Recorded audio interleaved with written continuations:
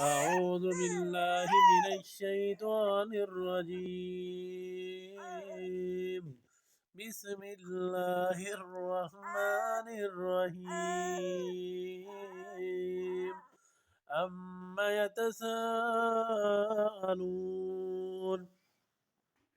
عن النبأ العظيم الذي هم فيه مختلفون كلا سيعلمون ثم كلا سيعلمون ألم نجعل الأرض مهادا والجبال أوتادا وخلقناكم أزواجا